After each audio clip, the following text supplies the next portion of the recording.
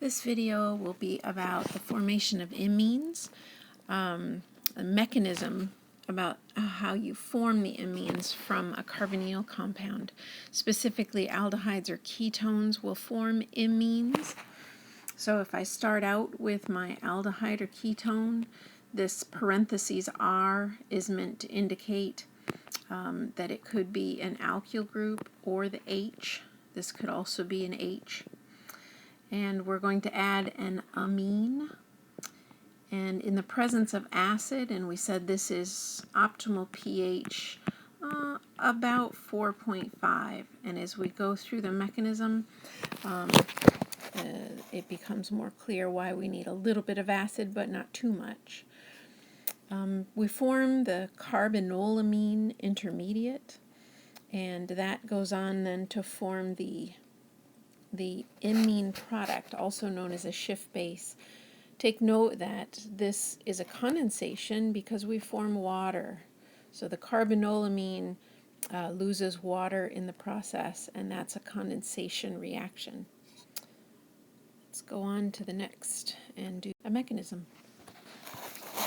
So first of all, we're going to start out with the generic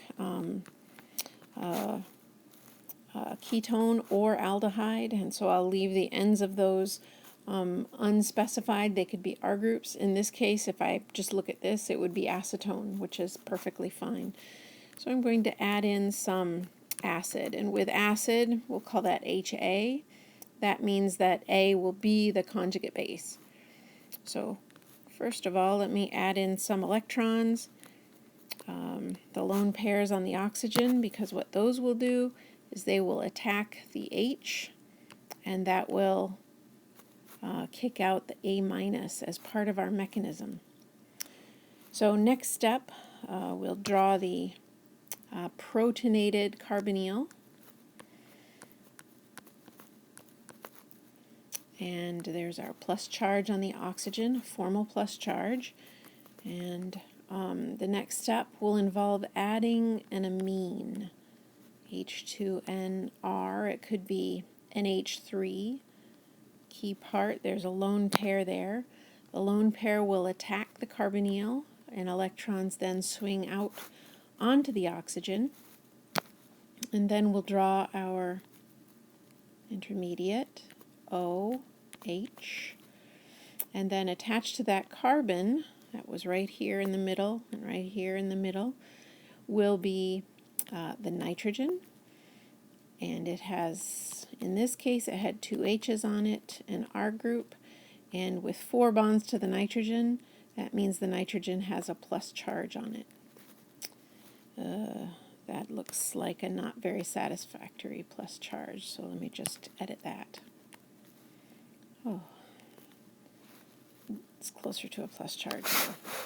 So this would be the first step, except finally what I'll do is add in my A minus. A minus, remember, was the conjugate base from our acid we started with. So A minus will come along and can remove an extra proton from the nitrogen. And we draw then the product of that, OH and NHR, and the lone pairs now on the nitrogen. This is our carbanolamine, and that is analogous to our hemiacetal, so like a hemiacetal. Now the reason that we say that is because it's part way to the imine. So I can also put plus HA on here. So carbanolamine. So that basically is our first step of our formation of imines. So if we think that the imine formation is kind of a 2-step process, that would be step 1 that we just did. Let's take a look at our next step. Point out that too much acid would cause a problem with our nucleophile, because it would protonate that nucleophile and make an NH3R plus, and it's not going to be nucleophilic if there's too much acid. So we didn't want too much, which is why we said pH about 4.5. So in the next step, I'll draw that compound again. Got our carbon, 2 things attached, plus the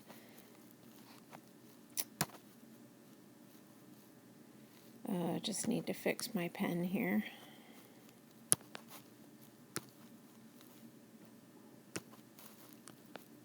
OH and the nitrogen, so 4 things attached total here, just what we had last time.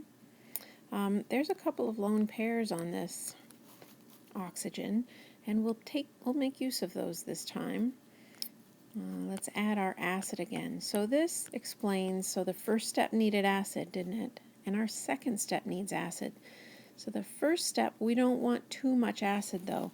If I go back to that second step, which is also catalyzed with acid, I'll go back and put a 2 here.